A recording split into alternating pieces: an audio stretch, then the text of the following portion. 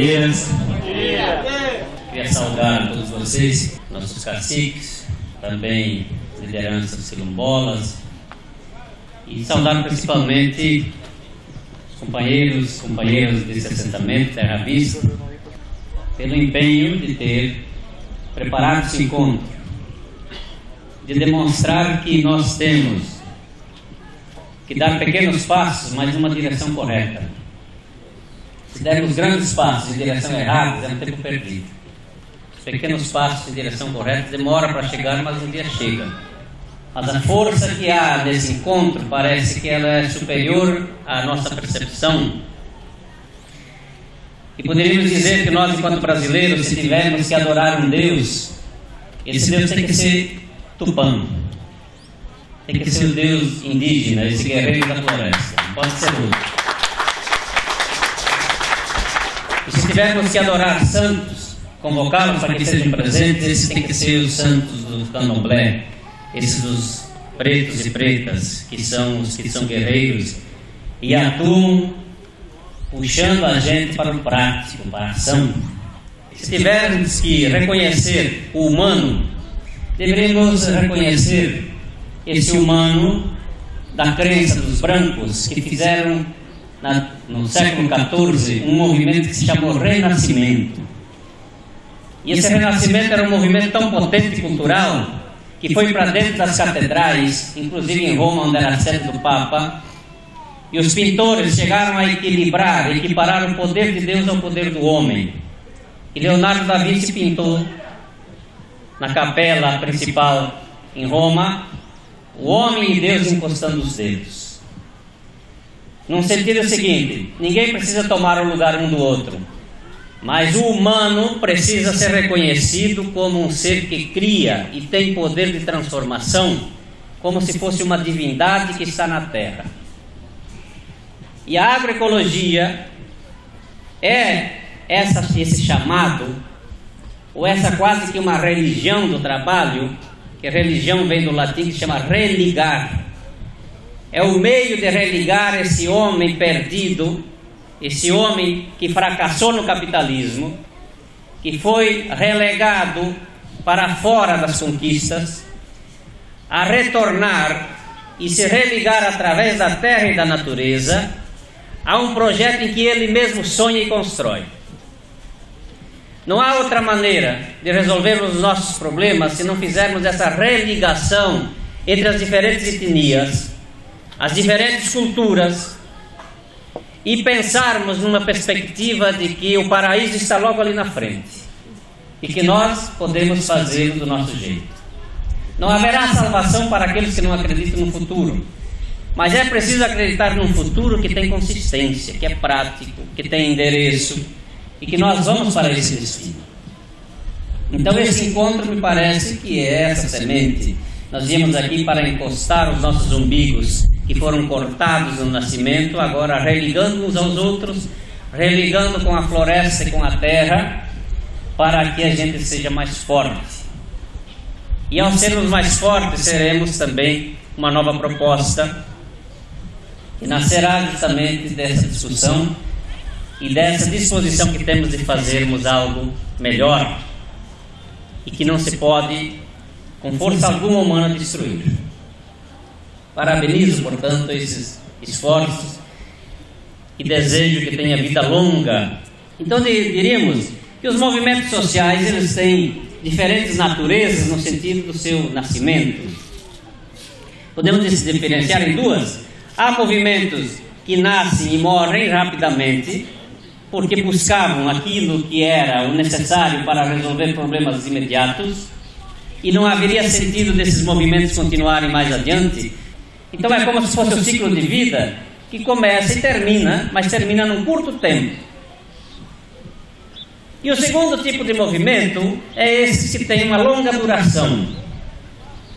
Esses sim são movimentos que nós temos que prestar atenção. Nós temos os movimentos que vêm das comunidades indígenas, que é desde a origem do Brasil, com esse nome, que estão aí resistindo e procurando o seu espaço.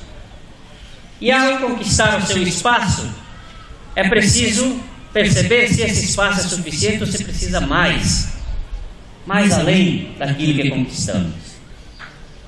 Os negros que vêm desde o tempo da escravidão, buscando a sua liberdade perdida, e querem também ter o seu território, e que hoje então disputam pequenas coisas, porque o grande foi perdido no sentido do momento em que nós nos colocamos diante da história, também como povos esfacelados. Quando nos dividimos, nos tornamos fracos, e os poderosos se tornaram tão potentes que nós ficamos com os restos, ficamos com a parte menor. E essa parte menor ainda é violentada para nos tomar, para nos tirar.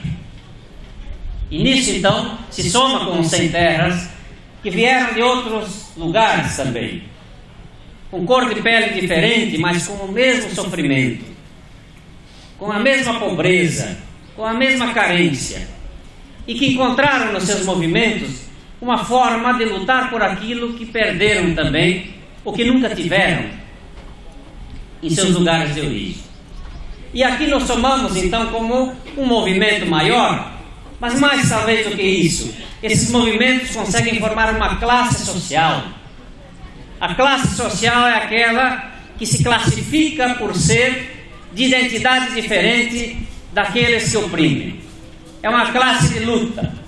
É a classe trabalhadora que se junta com as suas diferenças para fazer um projeto de mudança, de transformação. E aí então entram todas as nossas características enquanto etnias, mas entra uma proposta única, que é essa de irmos para o mesmo lugar, para o mesmo caminho. E aí então, por isso que Apelarde dizia que se Tupã é o nosso Deus, esse Tupã é bom porque ele é de briga, não é aquele que tolera. E às vezes as conquistas precisam ser de ação. Então os nossos índios mostraram aqui em pau-brasil de que de vez em quando é preciso fazer algum sacrifício, e alguém tem que pagar por alguma coisa que está sendo feita. E aí então nós entramos fazendo as ações para tomar de volta aquilo que nos tomaram e recolocar isso na ordem do nosso programa. Logo, as conquistas fazem com que a gente cresça e se anime para ir além. Então esses movimentos são de longa duração, não se sabe no dia que vão terminar, porque eles têm serventia, porque eles prestam para alguma coisa, porque eles servem a seu povo e não servem a alguns indivíduos, não são apropriados por pessoas que querem apenas fazer o seu projeto pessoal, mas um projeto que serve para todos nós. E todos cabem dentro. Cabe a divindade, também cabe aquele que possivelmente não acredita nem na divindade. Cabe aquele que tem uma perspectiva de vida mais longa e cabe aquele que está nascendo. E aí então esse é o nosso caminho da unidade. E a agroecologia é essa referência que nós temos. Trabalhar com a floresta, trabalhar com a diversidade das espécies, significa também tolerar as diferenças entre os humanos. E somar-nos para fazermos essa grande floresta da sociedade nova, dessa sociedade socialista que nós falamos, onde não tenha o explorador e o explorado, mas os seres humanos convivam como a natureza convive, em paz, na civilidade, em que um respeita o outro para poder todos terem vida. Por isso então, companheiros e companheiras, nós poderíamos dizer que nós temos dilemas históricos enquanto movimentos. E esses dilemas nos colocam sempre perguntas se estamos no caminho certo ou se não estamos. Quem não se pergunta se está caminhando diariamente para o lado certo, pode se perder. E de vez em quando tem que parar e se perguntar. Nisso então os nossos movimentos têm três oportunidades ou três possibilidades de ser. O primeiro, que é o mais fácil, é se burocratizar, se tornando movimentos pacificadores, em que tudo é dialogado, tudo é administrado e hoje em dia com muito mais facilidade, até pelo celular. Há alguém se rebelando aí, você liga para eles: ô companheiro, não está na hora de fazer isso, para com isso, pronto, o outro lá se desmobiliza. Isso são movimentos burocráticos que têm medo de queimar a sua imagem. Imagina o que vão dizer de mim se eu concordar ou fizer determinadas ações. São movimentos que já estão se descaracterizando e estragando a construção da sua classe e a construção da sociedade diferente. Um segundo caminho pode ser e que muitos gostam porque talvez é mais prazeroso, é esse da institucionalização. Institucionalizar é a gente se tornar legalizado. Legaliza o movimento, que daí você tem recurso público, faz projeto, que daí todo mundo vai te receber nas repartições. E aí você participa também da legalidade, porque a ordem que os capitalistas estabeleceram é para que tenha harmonia, e na harmonia não tem conflito. Então você institucionalizado não pode fazer conflito, porque a justiça te pega, te caça, te multa. Então você cada vez mais entra nesse caminho para se defender, porque se nós precisamos fazer a lei, então nós temos que eleger deputados, porque são os deputados que fazem as leis. E aí nós vamos conseguindo ter 1 deputado, 2, 5, e aí achamos que estamos crescendo enquanto movimentos. Na verdade, as conquistas ficam cada vez menores, porque quando a gente vai para dentro da casa do inimigo, o inimigo dá a comida que ele quer. Você almoça e janta aquilo que lhe põe na mesa. E fique satisfeito com isso, porque é isso que nós recebemos em troca. Portanto, se a institucionalização fosse correta, não existiriam movimentos de transformação, porque por dentro, com a lei, por dentro dos governos, por dentro do Estado, nós faríamos as transformações e não precisaria derramar uma gota de sangue, porque assinando decretos e projetos se fariam as transformações sociais. Não existe uma transformação dessa na humanidade. E esses que estão inventando essa nova onda, disseram que tem alguma explicação para dar, mas a história não tem.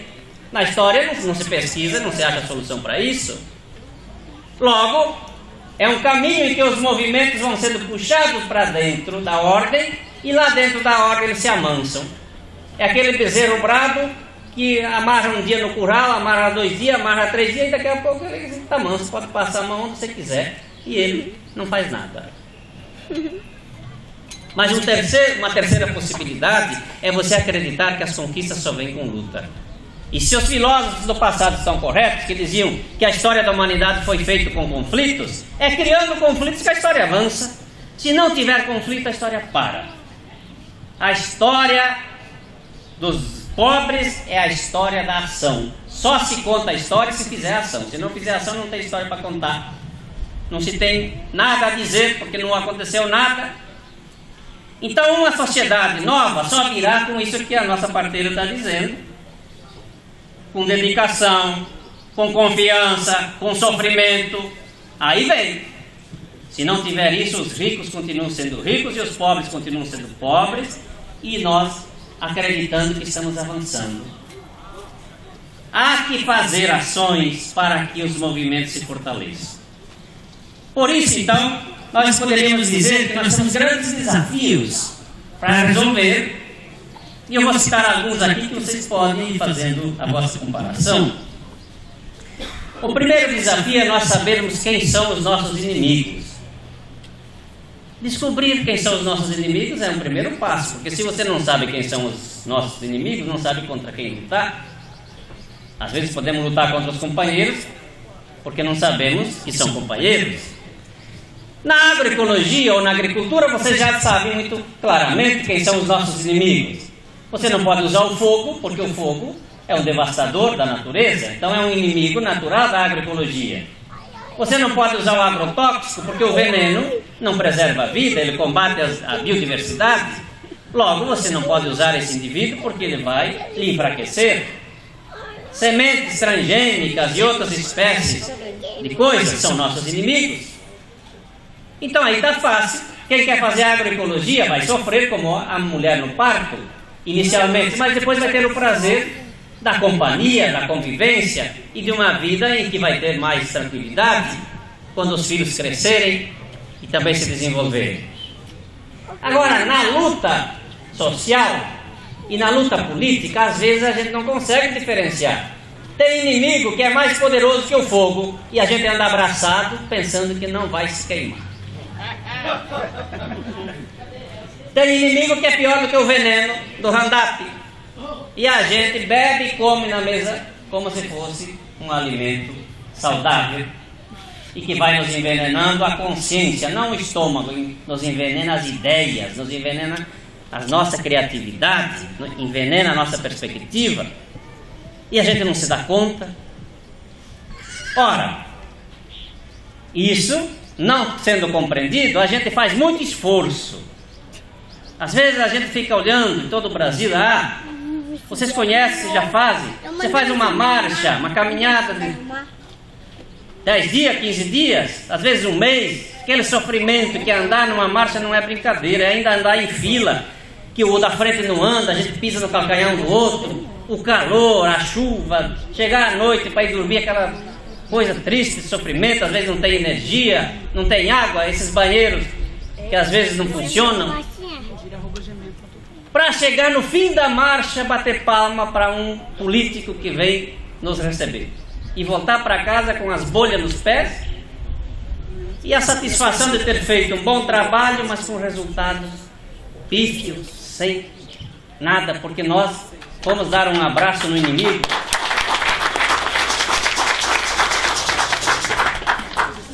Ora, eu digo isso porque o Estado, por mais que tenha um amigo seu que esteja vivendo, ele sempre é o defensor da ordem, do capital. Não existe propriedade privada garantida se não tiver Estado, se não tiver justiça, se não tiver governo. Então essas coisas que nós queremos, por que é que não sai a reforma agrária? Porque a propriedade privada está sendo garantida pela lei e pela proteção que o Estado dá, e o governo concorda com isso porque ele quer que a terra cumpra uma função que não é a produção de alimentos agroecológicos, ou essa produção que nós estamos discutindo aqui.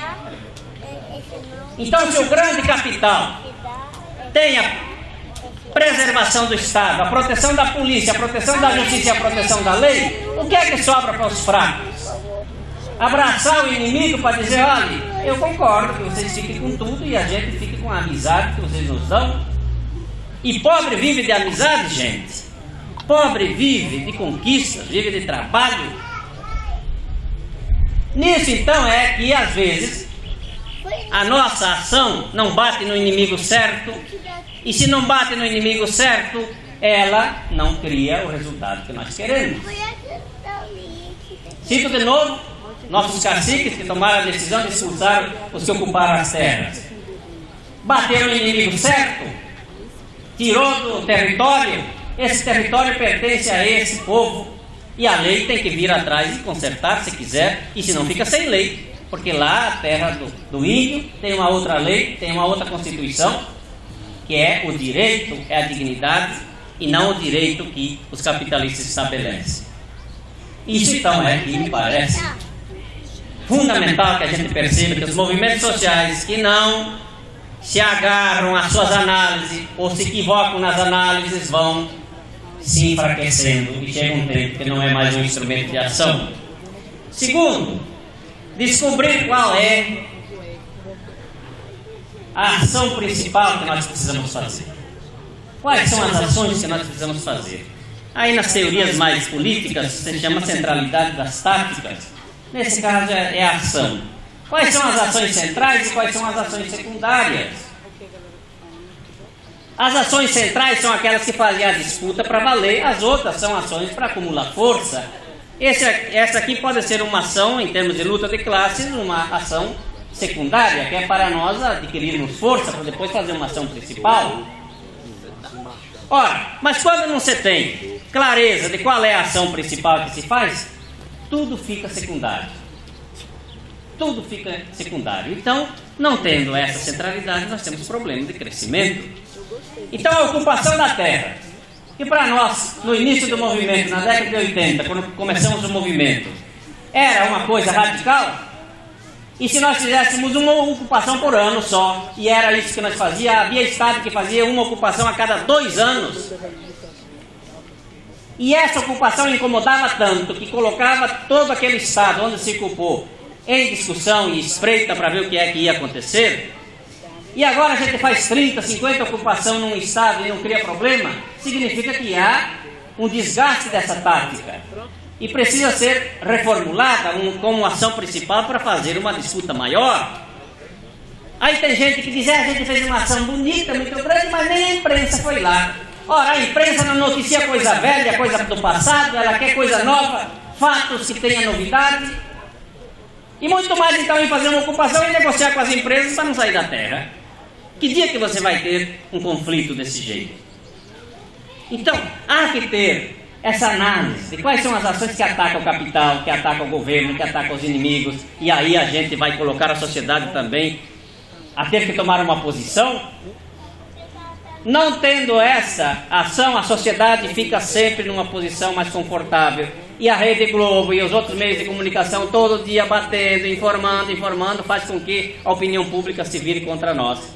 E um dia você vai ver que você passa na cidade, o povo diz, lá vai você terra, mas ninguém se aproxima para conversar e nem para ajudar, porque a televisão já fez uma imagem negativa da gente que não tem mais força. Então, esse processo de construir ações, de fazer ações principais, é que nós precisamos reverter para não reclamar que não estamos sendo divulgados. Terceiro, saber com quem se associar, saber com quem se ligar. Quando a gente se reúne aqui para fazer um encontro de agroecologia, aqui estamos nos associando os diferentes para fazer uma coisa igual, uma coisa única. Esta associação já está na origem do nosso movimento. No primeiro congresso, em janeiro de 1984, em Curitiba, estavam lá as comunidades indígenas, estavam lá os representantes dos quilombos, estavam lá os sem terra, e fizemos o primeiro congresso com 13 estados, decidimos que esse movimento teria que ser nacional. E depois cada qual foi fazendo as suas coisas, e até eu acho que chegou um tempo que a gente se dispersou, cada qual foi cuidar do seu destino. E só agora nós estamos percebendo que a gente cometeu um erro muito grande, porque o movimento naquela época tinha que ser um movimento maior do que cada qual era, e ter essa junção para sermos mais fortes. Mas essa associação é preciso que tenha o mesmo perfume, o mesmo cheiro, porque se nós colocarmos no nosso meio os indivíduos que não têm o mesmo perfume, vai estragar o nosso ambiente. Então a associação que nós temos que fazer não é com os capitalistas, não é se somar com os capitalistas, porque aí não tem associação, aí é perder força. É como a gente está com o pneu cheio para fazer a viagem e deixar sair o ar. Continua o mesmo instrumento, o mesmo meio de transporte, só que não tem pneu para fazer a velocidade que nós queremos. E essa associação com empresas, com o capital, é a perda da nossa identidade, é a perda da qualidade do nosso esforço. E achamos, bom, se um capitalista nos ajuda é porque nós estamos crescendo, estamos nos enfraquecendo. É aquele pinto que vai no ninho da serpente para brincar com as cobrinhas que estão nascendo, pensando que elas também são honestas e que podem nos ajudar a crescer. A cobrinha é honesta até crescer o físico para poder engolir o pinto. Porque a natureza da serpente é se alimentar de outras espécies. A natureza dos capitalistas é se alimentar daqueles que fazem protestos para eliminá-los e ficar sem problemas para fazer as suas ações e os seus projetos. Ora, quem se associa às empresas vende a consciência da classe, vende a confiança do povo, vende a história de luta. E aí então vem justamente o fracasso, vem a derrota. E aí, não sei porque o nosso movimento não está tendo mais vitórias, não sei porque o governo não desapropria mais terra. Ora, pare e reflita que você vai ver o porquê. Lá atrás você deixou a estrada certa e pegou outro caminho, você está indo para o outro lado. Então isso é um crime contra o esforço histórico. É uma bandidagem contra os mortos que acreditaram que dava para você fazer uma luta certa e correta e honesta e transformadora. Tem gente que morreu acreditando que o nosso movimento faria uma transformação no país. E não se sabe se estão ouvindo e enxergando hoje, mas se estão vendo o que estamos fazendo, possivelmente estão revoltados, que tem coisas que não estão indo para o caminho certo. Então, companheiros e companheiras, são dilemas, são desafios que precisa levar a sério. Levar a sério. Porque senão a gente se derrota a si mesmo e põe aqueles que têm fé, acreditam nas transformações, a perderem o seu tempo, a se frustrarem e a desistirem. Então você vai num assentamento e vê aquilo que nós poderíamos ter feito. Como aqui foi feito nesse assentamento, tem assentamentos com 25 anos, não tem uma árvore plantada porque a política foi errada, a condução foi errada, e no meio do caminho se tentou fazer esse projeto que está sendo implantado aqui, e houve o boicote, e houve o enfrentamento para dizer de não fazer. Por que é que nós estamos fazendo a primeira jornada depois de 30 anos de movimento? Tem estados que já tem 15, 16 jornadas, aqui nós estamos fazendo a primeira hoje. Ora, tem que ter algum problema nesse sentido. Por que é que não se tem aqui pelo menos 10? A primeira, e tomara que seja a primeira de muitas. Mas é preciso acreditar que existe outro caminho para fazer uma jornada, porque senão a gente nem participa. Nisso então é que precisa pensar que há uma estrada que nos leva às vitórias, há uma estrada que nos leva à derrota e nos faz perder tempo. Quarto, vamos ter que pensar, os índios vão ter que pensar, as comunidades quilombolas vão ter que pensar, sem terra tem que pensar, os pequenos agricultores têm que pensar se aquilo que fazemos serve para dar continuidade à humanidade. Se aquilo que nós estamos fazendo é útil ou estamos fazendo por fazer. Se falava aqui dos ancestrais, os nossos ancestrais são os nossos antepassados. Zumbi dos Palmares é o nosso ancestral, guerreiro. Cada qual tem aí os seus. Ora, quando Zumbi falava nas futuras gerações, ele estava falando de nós. Nós somos uma das futuras gerações que o Zumbi falava. E fazia a sua luta para libertar a terra, para deixar para as futuras gerações. E educava as crianças para que as crianças fossem seres humanos honestos, capazes de reproduzirem seres humanos iguais para as futuras gerações terem mais facilidade. Ora, nós somos a futura geração preparando degraus para as outras futuras gerações que virão. Mas o que estamos fazendo? Seria útil as futuras gerações pegarem para si como um patrimônio cultural? Ou será que deveríamos dizer, olha, nós estamos fazendo para passar um tempo aqui, mas vocês que nascerão depois de nós, não usem o que estamos fazendo porque é completamente errado. Aí eles se envergonhariam de nós. Mas nós seríamos pelo menos honestos de dizer que o que estamos fazendo não é tão bom. Então, o agricultor que usa o agrotóxico na sua lavoura está produzindo para viver, mas seria um exemplo correto para os futuros descendentes copiar essa experiência dele? Então, se não é, nós temos que pensar que o que não presta tem que jogar no lixo. Então é o lixo cultural que precisa ficar fora.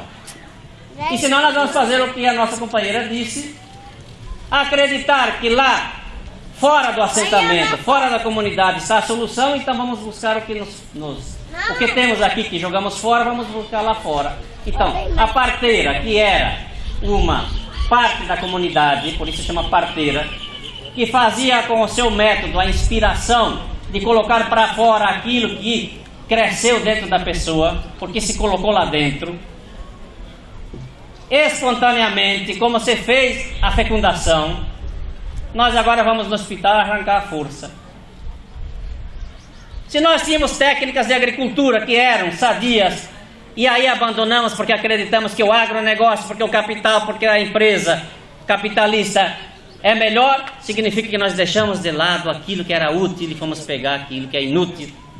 Serve por um tempo, mas não serve para a continuidade da humanidade. E se nas ações, se nos métodos, se no tratamento dirigente e dirigido, há democracia, como a nossa companheira falou, a democracia não é só no sistema, a democracia também é dentro da organização. A base tem que ter palavra tão forte quanto os dirigentes, porque quem sustenta a organização é a base. Ora, se não tem respeito pelo povo, se não ouve o povo, se não dá condições para esse povo se desenvolver, não há democracia. Aí queremos construir uma sociedade democrática, mas aonde atuamos não tem democracia nenhuma. Consulta-se o povo com um pau na mão, se falar mal eu jogo o cacete. Ora, isso vai fazer seres humanos dignos? Vão fazer seres humanos livres?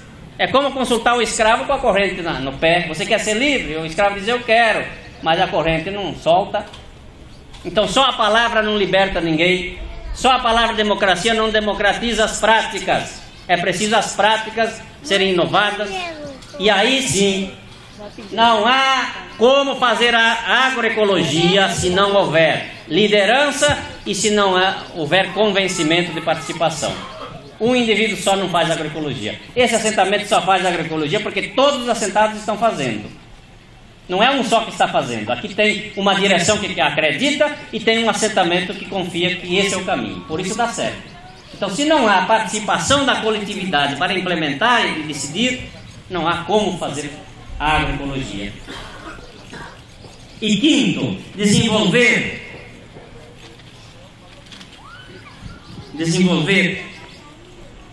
o nosso projeto para que esse projeto seja de fato diferente do capitalismo. Esse é um desafio importante. Nós temos que acreditar que há outro jeito de fazer sociedade.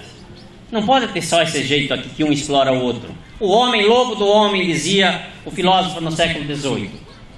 Não pode um querer matar o outro, comer o outro, eliminar o outro. É preciso acreditar que tem uma sociedade onde o leão pode ser amigo do ser humano. E os que não são, a gente deve tomar outra decisão.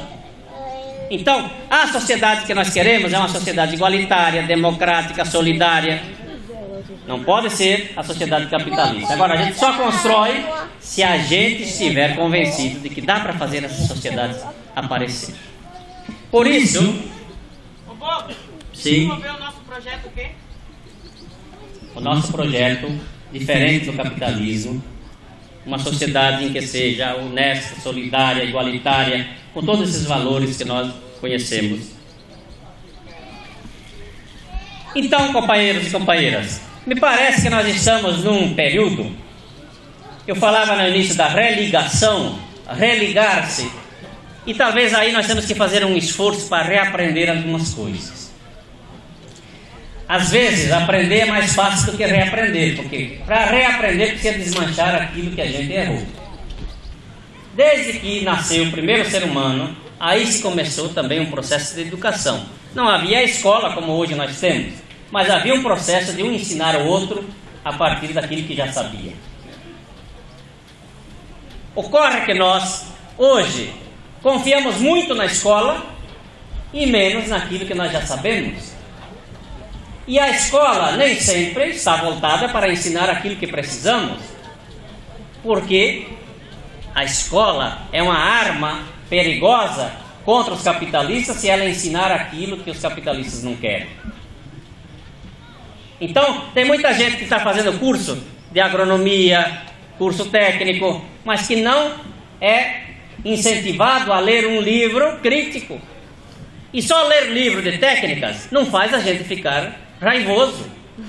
A técnica é boa, mas ela amansa a gente, porque vai só fazer a gente olhar no aspecto da pesquisa particular. Então, o estudo filosófico, o estudo sociológico, esses estudos todos que nós sabemos são fundamentais para a formação do ser humano, e na escola nem sempre se estuda isso. E tem gente que não tem amor para estudar uma coisa que forme a sua consciência. Ele quer que forme profissionalmente, mas não quer ser um ser consciente. E isso então seria o mesmo que formar só do pescoço para baixo e deixar a cabeça oca. Porque esse indivíduo não tem destino, não sabe se orientar por conta própria. Então, reaprender a fazer isso é fazer como na Grécia Antiga fazia, em que o indivíduo tinha um discípulo. O discípulo era aquele que aprendia com o mestre. Vocês aqui falam em mestre, falam em caciques, falam em liderança, pois esses são aqueles que têm o conhecimento, que repassa sem ir para a escola. Ensina sem ir para a escola, porque é a força do exemplo. A parteira ensina sem a pessoa ir para a escola, porque eu acho que não tem uma faculdade de parteira, né? Mas ela sabe o que tem que ensinar e vai ensinando, ensina a filha, daqui a pouco a filha que aprendeu a esperar um filho 22 horas para nascer, já vira uma parteira também, porque o que essa pessoa deve ter aprendido em 22 horas, nós não vamos aprender nem com 50 anos de vida. Então essa é uma escola. E aí então está a força do exemplo. Joelson tem uma conduta correta, que pegou dos antepassados. Ele já foi na China visitar a China, E ele traz o conhecimento, diz, vamos fazer uma experiência que todo mundo enxergue. Se todo mundo enxerga, vai ter vontade de fazer igual. A força do exemplo é que faz a gente acreditar que pode dar certo. Então lá em cada assentamento, vocês aí que são de algum lugar diferente, faça no seu lote uma experiência de agroecologia só. Não precisa convencer os outros por enquanto, faça o seu. Fazendo o seu, os outros vão olhar e amanhã eles vêm lhe perguntar, como é que você fez? Você diz, isso é simples. É simples, é só... vai lá, olha, sai irradiado. Só você ter paciência e fazer devagarinho como eu fiz. Aí você ensina e ele aprende rapidamente e faz. Vai ter menos prazer em aprender, porque você aprendeu sozinho, fazendo, o outro ainda vai aprender contigo. Então, vai ter menos experiência que você, mas vai saber dar o exemplo. Os filhos, a gente vai educando pouco a pouco, não educa num dia só. E as experiências históricas também são feitas pouco a pouco, pouco a pouco. Então, quem se propõe a fazer primeiro é o mestre, o outro que copia é o discípulo. Então sejam todos mestres para ter muitos discípulos que copiem de vocês aquilo que é o correto, que é o exemplo. Então tem que reaprender a ser mestre, porque nós esquecemos que pode ter o mestre que ensina fazendo para que o outro aprenda pela sua experiência, não pelas suas palavras, simplesmente. E isso dá trabalho, é sofrido, não acha os recursos, não acha apoio. O vizinho é o nosso inimigo, porque se nós não usamos veneno, ele usa. Ele bota fogo e às vezes queima aquilo que a gente está fazendo, protegendo. Mas não desista, faça, porque amanhã o seu vizinho vai ser um aliado seu. Um aliado. Faça como o indivíduo nessas comunidades. As lendas sempre são coisas inventadas, possivelmente. Mas há uma lenda sobre a semente do milho. Que havia um concurso em uma comunidade, todo ano tinha o concurso de quem produzia a melhor semente de milho. E, por sorte ou por azar, era sempre o mesmo indivíduo que ganhava. Ele produzia a melhor semente todo ano. E no final, a coisa inexplicável era essa, porque no final do concurso ele pegava a semente que ganhou o primeiro prêmio e distribuía para todo mundo. Olha, plante a semente, essa aqui foi a campeã. E no outro ano ele voltava com a melhor semente do que aquela que tinha distribuído. Então todo mundo começou a fazer pesquisa, principalmente esses pesquisadores de cursos universitários. Vai lá ver por que é que esse indivíduo produz a melhor semente. E chegaram a uma conclusão que não tinha nada de especial, porque ele deu a explicação. Ele disse, olha, aqui é simples, é só trabalho, dedicação e cuidado, não tem nada de especial. Mas o segredo principal mesmo é que os meus vizinhos plantam uma semente boa, então eles não estragam a minha experiência. Porque se eles plantassem uma semente ruim, contaminavam o meu milho e eu perderia a qualidade. Cada ano eles melhoram um pouco. E com a melhora deles eu melhoro um pouco mais. Então eu sempre vou ganhar o prêmio. Mas os meus vizinhos também vão desenvolver. Porque não ganham o prêmio do concurso, mas ganham um prêmio da qualidade do seu produto.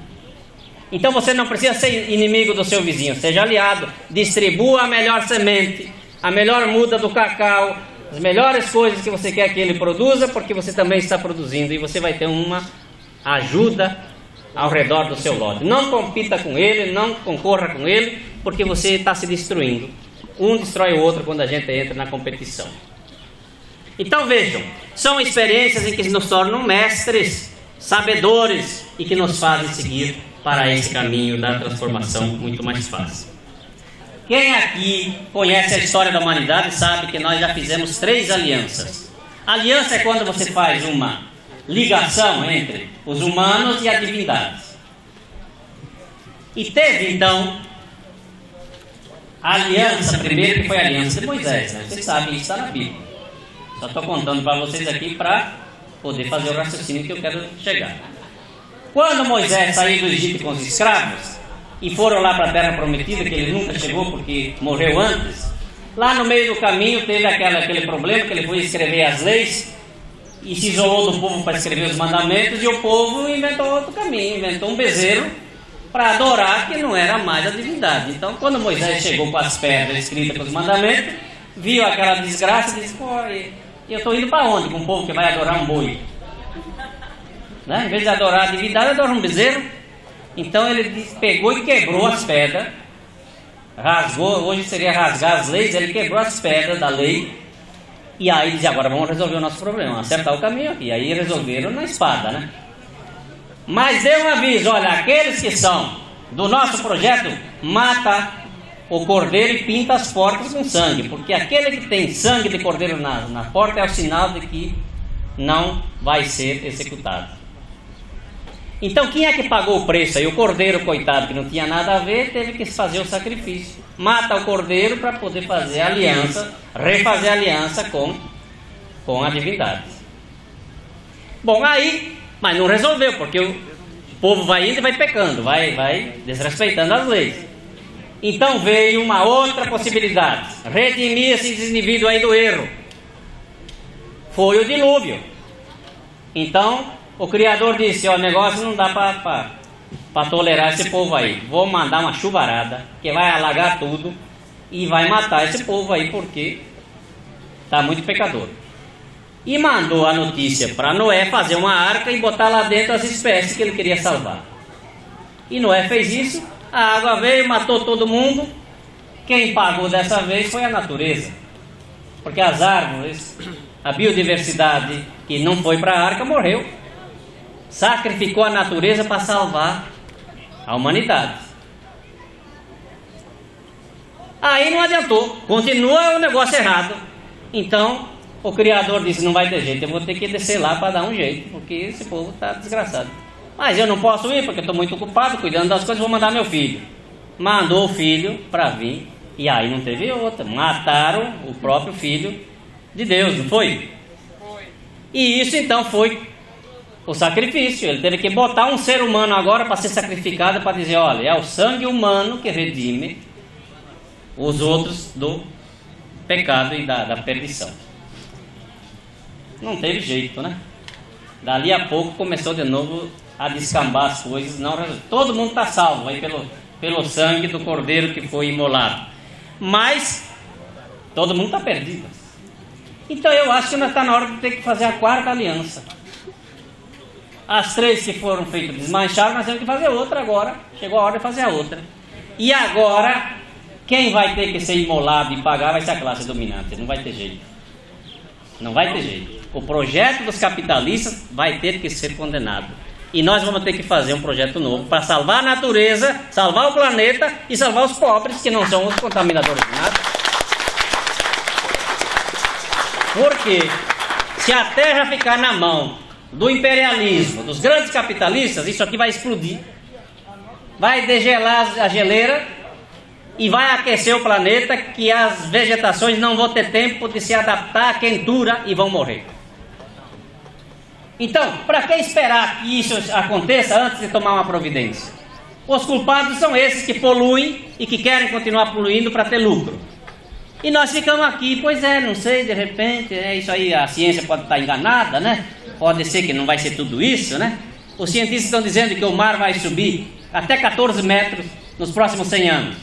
100 anos é um pulo. Eu estou quase lá. Não é? Então, se o mar sobe 14 metros, vai alagar até onde? Até a nossa experiência aqui de agroecologia, porque vem de Ilhéus para cá, aquela enxurrada de onda que vai tomar a terra. E para cima da terra é a quentura. É aquele fogo que ninguém aguenta. Nem o urubu vai escapar, mesmo voando. Então, gente, é a aliança que nós temos que fazer agora entre nós, entre o índio, entre o negro, entre o branco, entre o pobre, entre aquele que quer viver e entre a natureza, porque aí é que está a força. E fazermos o nosso projeto e sacrificar agora aqueles que incomodam. Alguém vai ter que pagar por isso. Tá certo? Então, esse é o nosso caminho. Bom, se nós não acreditarmos nisso, então vamos tentando, né? Disputamos uma eleição aqui, elegendo um vereador ali, um prefeito lá, e não sei o que. Aí pronto, nós vamos longe. Vamos longe. Para dentro do povo. Certo?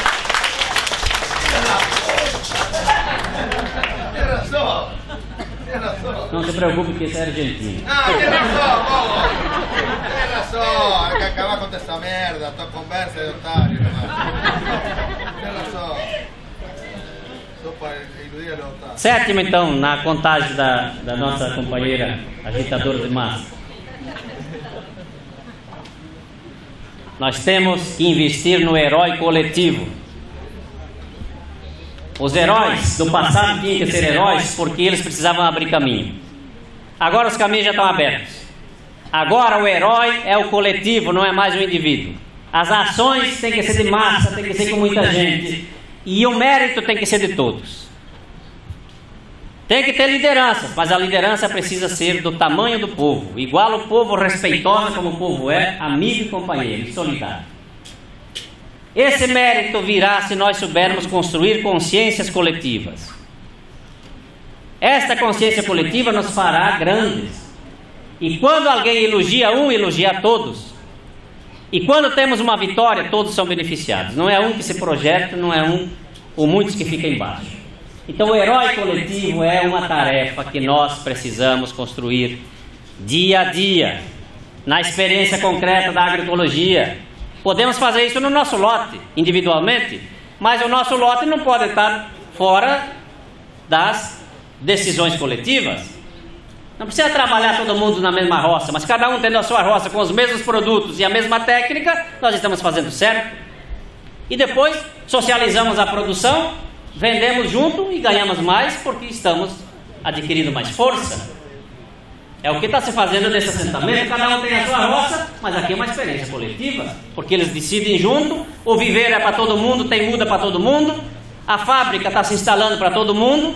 E cada qual traz o seu produto aqui, mistura, e quando mistura não sabe mais de quem é. E aí está o assentamento Terra Vista, que passa para o mundo como uma experiência diferente. Onde cada um quer fazer para si, quer ser o herói sozinho. E herói sozinho é herói derrotado, não serve para nada. Um herói sozinho não serve para nada, não é? Então, é melhor, diziam os nossos antepassados, é melhor ter um valente junto com o povo do que ter um valente morto. Não é isso? O valentão que quer resolver o problema sozinho morre. Mas nós queremos um valente vivo, né? Então o valente vivo é aquele que vai junto com o povo, não é aquele que vai sozinho. E isso é uma pistolagem, matava muita liderança nossa no início do movimento. Por último, já estou passando o tempo, né? O tempão que a coordenadora não me avisa. O sétimo é? Sim. Cuidar da tradição. Cuidar da tradição. Tradição significa uma coisa importantíssima que às vezes a gente não leva a sério. A tradição são tentativas feitas na história para romper com a continuidade da história. Tradição é quando aparece um movimento que diz para que nós queremos ir para outro caminho. A luta contra a escravidão é uma luta tradicional, porque a continuidade era a escravidão continuar por mais de 200, 300 anos. Canudos de Antônio Conselheiro é uma tradição, mostrar que dá para fazer na sequidão do Nordeste, fazer uma cidade de 25 mil pessoas, só com cajados e sandálias para poder chegar até lá. Chegaram sem ferramentas, sem nada, e fizeram a segunda cidade do estado da Bahia, no final do século XIX. Ora, hoje nós temos aí 1001 coisa para fazer o início das nossas experiências e temos dúvidas se vai dar certo. Como é que um ser humano acredita que vai lá e faz uma igreja e ao redor junta gente e dá a comida para todo mundo, exporta couro de cabra e enfrenta 5 expedições do exército brasileiro, 4 ele foi vitorioso e na última ele foi derrotado. 5 mil soldados na última batalha para enfrentar 25 mil pessoas, os soldados todos armados e eles com as armas artesanais e com a resistência que tinham. Ora, isso não é pouca coisa, é uma tradição que nós temos que resgatar.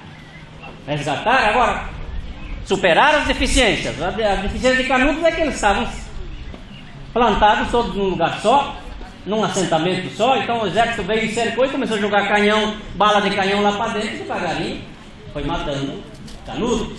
Quando nós estudamos, começamos o movimento, já vamos estudar. E o estudo de Canudos nos mostrou logo no começo. E é por isso que a gente se deslocou do sul do país para cá também, não é por acaso. Eu saí de Santa Catarina em 85, cheguei na Bahia em 25 de outubro para ajudar a organizar o movimento no Nordeste, que não existia ainda o movimento sem terra. porque na nossa cabeça estava, se a gente ficar num lugar só, no sul do país, o exército nos destrói. Nós temos que fazer um movimento em todo o país, em todo lugar, porque se um dia cerca num lugar, a gente tem força para agir no outro. E está aí o nosso movimento. Está aí o nosso movimento. Em 3 anos nós fizemos um movimento no Nordeste, se somou com o Sul e se tornou esse grande movimento que, numa ida que eu fui a Portugal e tive o prazer de encontrar Vasco Gonçalves, que foi o líder da Revolução dos Cravos em Portugal em 1974, ele já velhinho, sem voz, me abraçou e disse: vocês são a esperança do mundo. Ai, que lindo. Se nós somos a esperança do mundo, não é porque a gente fez pouca coisa. E a esperança do mundo só continuará sendo se nós tivermos a capacidade de implantar coisas que dão esperança aos outros. Agora, aquilo que faz com que os outros se afastem, que a militância desanime, que a militância não acredite tanto no movimento porque está fazendo coisas que não deve, e que a população em geral não bate palmas para aqueles que agem, significa que aí nós estamos mal. A esperança do mundo vem se nós plantarmos esperança todos os dias no coração das pessoas. Primeiro daquelas que estão na luta e segundo naquelas que nos devem ajudar, apoiar e a seguir em frente. Então, companheiros e companheiras, que esta semana não seja em vão. Que vocês que vieram para cá e vão plantar uma árvore antes de ir embora, deixem aqui a marca, a impressão digital de vocês, que vocês acreditam que isso é o caminho. E que por onde vocês passarem de hoje em diante, vocês deixem palavras de ânimo para aqueles que precisam melhorar a sua consciência, melhorar o seu trabalho e acreditar no futuro fazendo coisas diferentes do que vem fazendo. E fazer com que os nossos movimentos não sejam movimentos que farão os nossos descendentes sentirem vergonha de nós. Que nunca nos chamem no futuro que fomos covardes porque não acreditamos ou porque nos desviamos do caminho. Que nos chamem de heróis coletivos. Um movimento que soube desafiar o capitalismo e soube fazer com as suas próprias forças coisas que não podem ser desmanchadas. E se não podem ser desmanchadas, serão patrimônios que a humanidade aproveitará. Se nós somos a esperança do mundo, devemos ser também os construtores de um novo mundo. Muito obrigado.